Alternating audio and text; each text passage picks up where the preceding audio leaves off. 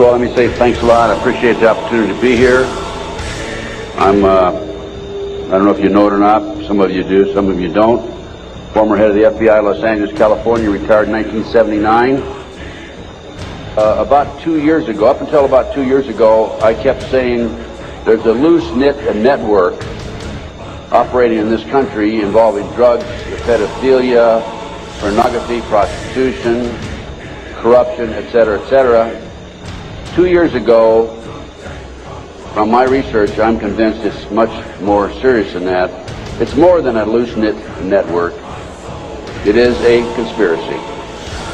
And you know how the news media comes after us, and we use the word C, conspiracy, that C word. Well, they can come after me all they like, because I guarantee you, right here and now, we do have a conspiracy, and I'm going to prove it to you here today. So one of my lectures, here's about 2 years ago, this is why I changed my mind from and using the word loose-knit network to conspiracy. So we have the Illuminati. Now the Illuminati was established in 1776 by a fellow named Adam Weishaupt. In 1773, he was commissioned by one of the Rothschilds, House of Rothschild, to put together an organization called the Illuminati.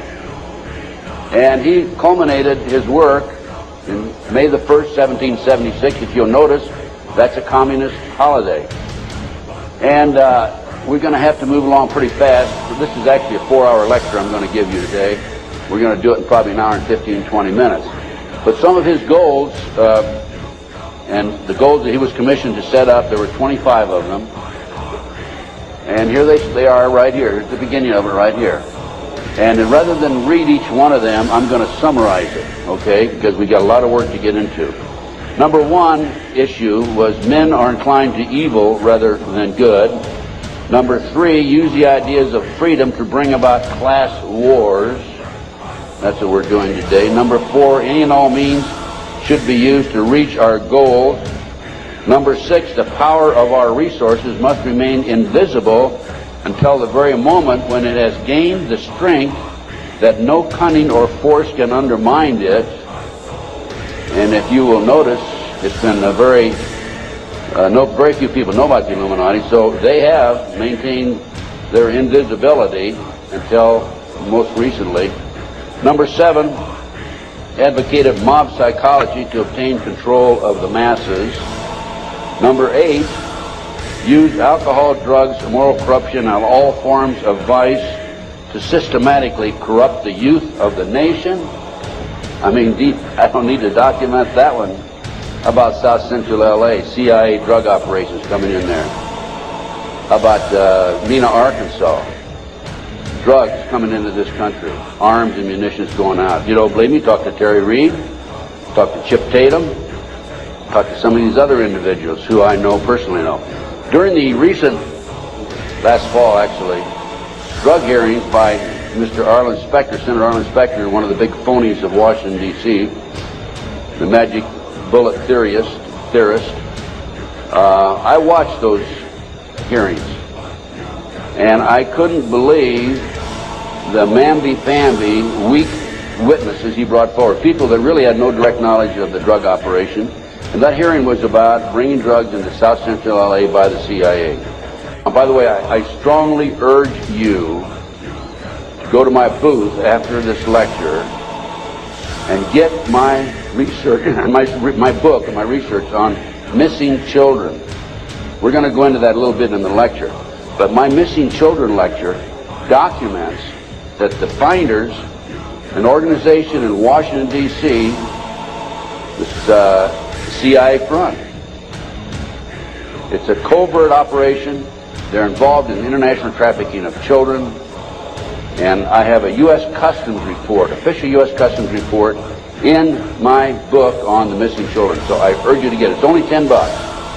Now, if you buy any of my products, any of my research, I beg of you, I don't want you to buy it unless you make a half a dozen copies and send it to your friends, okay? The name of the game with me is not copyright. I could care less about copyright. The name of the game is education, education, education. We need to know what's going on in this country today. So anything, any of my research that you buy, please make copies and get them out to your friends. That's what it's all about.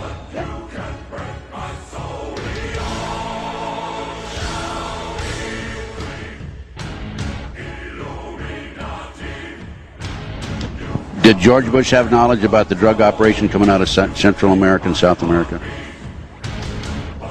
Yes.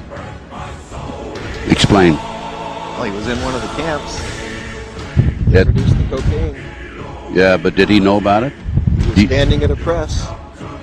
George was also, in addition to Ollie. George Bush was standing right at a cocaine press. And did you have a picture of that? In a place called Roos Roos. I have a picture of something.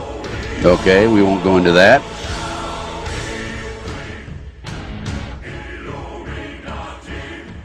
What I'd like to say to all of you who listen to this video, and in the media, I'd like to ask one question. Is anybody there?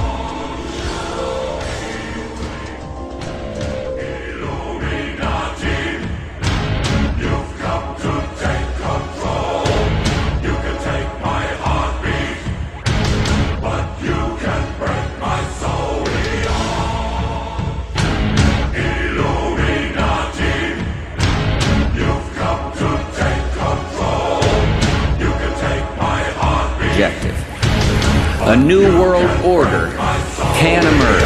A new era.